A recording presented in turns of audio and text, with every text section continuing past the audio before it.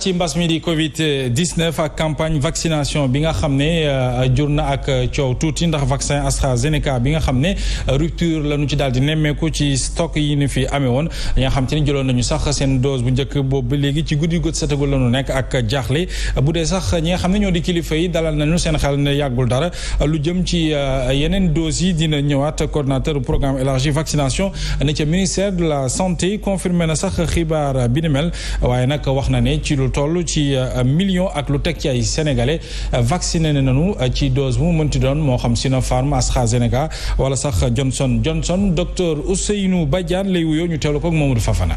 waaw comme li ngeen ko waxee fi mu nekk nii li ñu ñàkk gom si doomu aadama ëpp nañ million bi mooy ñi nga xam ne au moins jël nañ lu mu bon benn dose waaw ci ñooñu nag am na si ñoo xam ne jël nañ ñaari dose Sinopharm wala ñu jël ñaari dose AstraZeneca wala ñu jël benn dose Johnson ñooñu boo jàppee seen lim toll na ci genn wàll million ak lu ko teg donc ñooñu la ñu jot a vacciné fi mu toll nii ñi nga xam ne nii nag dañ leen a vacciné woon AstraZeneca ñu jëloon première dose wala jël deuxième dose ñooñu foog ñu taaxir lu tuuti rek fan yu néew yaakaar nañ ne AstraZeneca bi dina ñëwaat pour que ñooñu mën a jël seen deuxième dose en toute sécurité donc war ñoo changer seen ñàkk yooyu par beneen ñàkk donc daal loolu mooy fi nga xam ne nii fi lañ tollandi.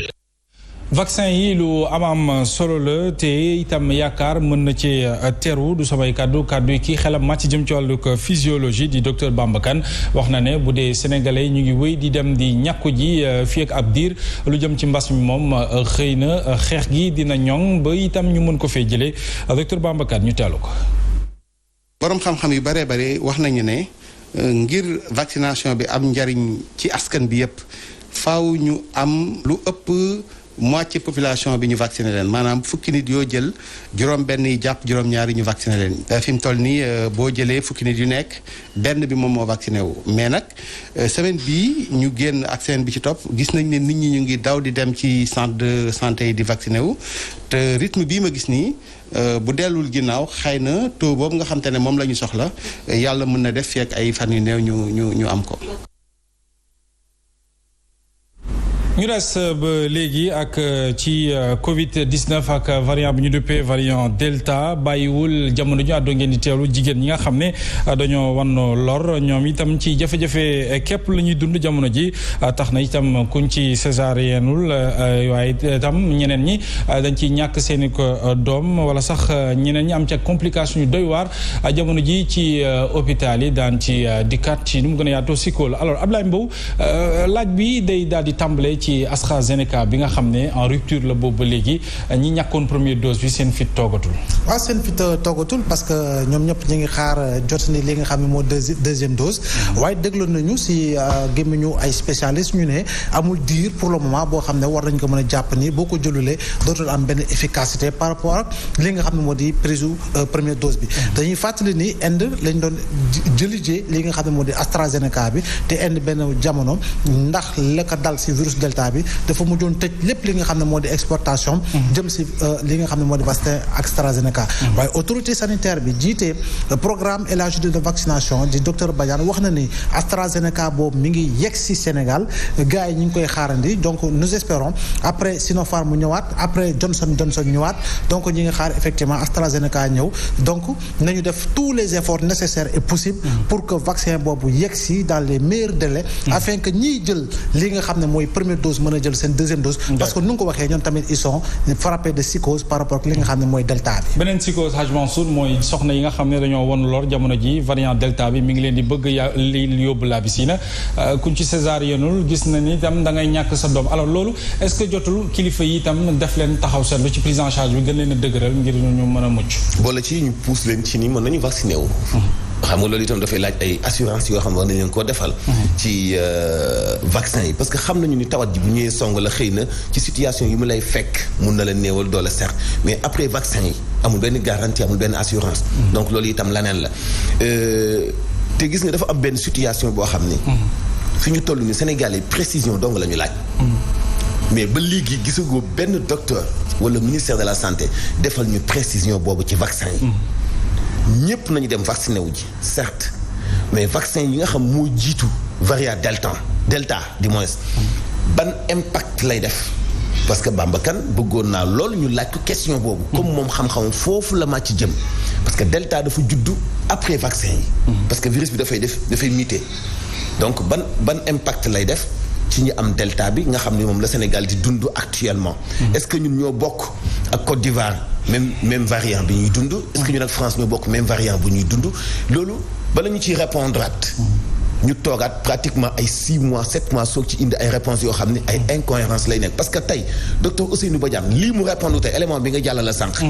premier jour bi ñu commencé vaccin yi AstraZeneca fii laa taxaw fii ma taxaw ni poser les moom même question. ma ni leen comme ñaari dose la bu ñu amee téeméeri dose kon juróom fukki nit la ñu war a teg. ku nekk am ñaari dose mais ci suuf lañ ma tontoon ni ma non waajal nañu ko. ñun ma waajal est-ce que waajal nañu ko. et avoué na ko tey jii booba ak léegi mois de mars ak léegi ñaata mois la. moo tax il faut ñuy def ay questions yu am précision gis nga vaccin yi fi nekk nga xam dañ ko defar laataa delta bii di am. ban impact ak njëriñ la am ci delta bii nekk Sénégal. est-ce que prise de décision yi paasan xawut sooxe par rapport ak yi ñuy jël tantôt ñu ne ñu jigéen ñi ëmb ñu waruñoo vacciné wu tantôt ñu ne ñu léegi mën nañu vacciné wu par rapport ak variant delta bi alors est-ce que tey xel mën na dal ci dogal yi nga xam ne jël nañu ko ci femmes yi nga xam te ne ni elles sont enceintes waaye aujourd'hui variant delta mi ngi leen di sonal. waaw la question est précise quand même mu ngi concerner jigéen yi war na lor. parce que man du ma technicien en santé boo xam ni mën naa ci dem dans un sens mais mën naa dem selon li ñuy wax. li ñuy dégg maintenant selon li ñuy dégg Mansour dafa am fu mu jukki mu nekk impactu vaccin c'est une question hyper pertinente. impactu vaccin bu njëkk ba bi ñu ko doon defar dañ ko defaroon selon virus bi nu mu meloon bu njëkk ba. 1 an après il y a eu variant. donc vaccin ba woon xëy na dafay woon ni parce que il faut beneen vaccin. Israël ñu ngi ci seen 3e dose